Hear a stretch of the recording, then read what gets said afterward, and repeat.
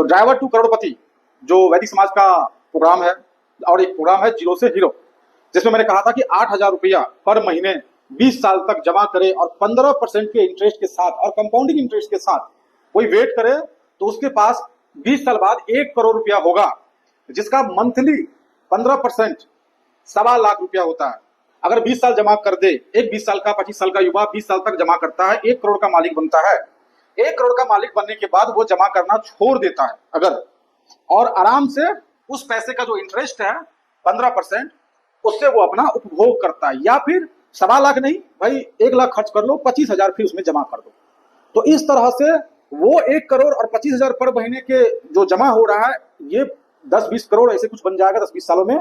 और इधर आप जब तक जिंदा है एंजॉय करके 1 लाख में ऐश कर रहे हैं, मजे से खा रहे हैं, पी रहे हैं और मजे ले रहे हैं, पूरा भारत भ्रमण कर रहे हैं, दुनिया भ्रमण कर रहे हैं, समझे ना।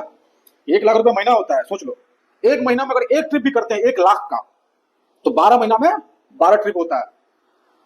अगर हम 10 साल और जी ले रिटायरमेंट के बाद, तो कितना दिन होता है? 120 दिन हुआ ना, 120 दिन हुआ ना, 120 दिन, 120 महीना, सॉरी 120 महीना में हम 120 जगह घूम सकते हैं, जिसमें 50% विदेश और 50% देश का हो सकता है। अब 20 साल जी गए तो 240, मतलब कहने का मतलब आनंद ही आनंद, पैसा ही पैसा। पैसा कहाँ जमा करें, मतलब कहाँ इन्वेस्ट करें, कहाँ लगाए, कैसे 15% आएगा? तो भैया इसके लिए सबसे सस्ता सरल मार्ग है स्टॉक मार्केट। कुछ समझ में नहीं आता है तो एसआईपी कर लो, किसी भी बैंक से जाओ, एसआईपी डीमैट अकाउंट खुलाओ और एसआईपी कराओ, महीने का 8,000। और दूसरी बात कि स्टॉक मार्केट पे भरोसा नहीं समझ, तो आप खुद ही पैसे को किसी का अगल बगल अड़ोस पड़ोस में पैसे की सुविधा है, 2% 3% पे डाल दो। कोई ऑटो ले लो, टोटो ले लो, गाड़ी ले लो, छोटा सा दुकान खोलो, उस पर स्टाफ रख दो, लेवरेज इनकम। खुद जो काम कर रहा है, जिससे कमा रहा है, वो चलता रहना चाहिए। बाकी इनकम लेवरेज, एक गाड़ी ले लो, टैक्सी ले लो, बस ले लो, कुछ भी ले लो, रोड में डाल दो। फिर भी समझ में नहीं आता तो हमारी कंपनी में इन्वेस्ट करो, अयोध्या मिथिला एंटरप्राइज। अयोध्या मिथिला एंटरप्राइज 15% का गारंटी रिटर्न। हम आपके पैसे से गाड़ी खरीदेंगे, ड्राइवर को देंगे, उससे हम कुछ कमाएंगे, कुछ आपको देंगे, कुछ अपने रखेंगे। जो हम रखेंगे वो वैदिक समाज में 50% जाएगा। भाई डोनेशन तो चाहिए ना, संस्था चलाने के डोनेशन लगता है, समाज चलाने के डोनेशन लगता है, लोगों को जोड़ने के लिए, बुलाने के लिए, चाय नाश्ता खर्चा डोनेशन लगता है। तो भैया हमें पैसा चाहिए। अब पैसा आएगा कैसे? तो पैसा तो कमाना पड़ेगा ना।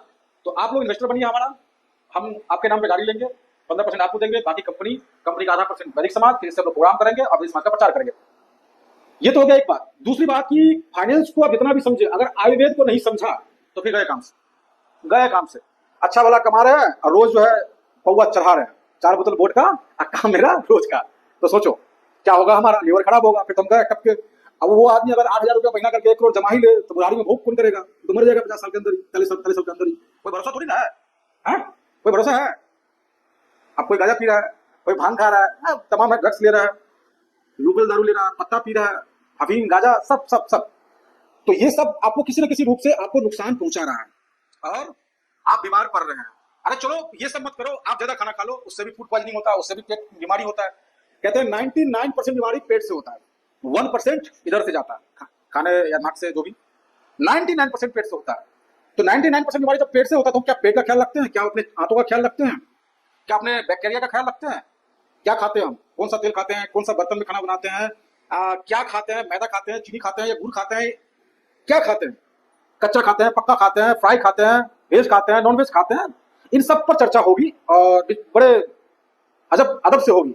लेकिन नॉर्मल सी बात है कि आयुर्वेद को जानना बहुत जरूरी है। आयुर्वेद को नहीं जाना और 8,000 रुपया महीना जमा कर लिया और इधर 200 का दारू पी लिया तो खत्म।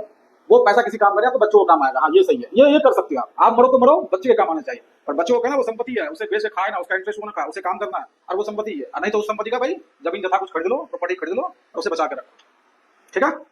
तो आयुर्वेद पे हम चर्चा करेंगे, 2-4 दिनों में आएंगे। आप लोग कमेंट करिए कि आयुर्वेद पे चर्चा शुरू करें, कब शुरू करें और कहाँ से शुरू करें, कुछ आप लोग हिंट दीजिए। जय श्री राम।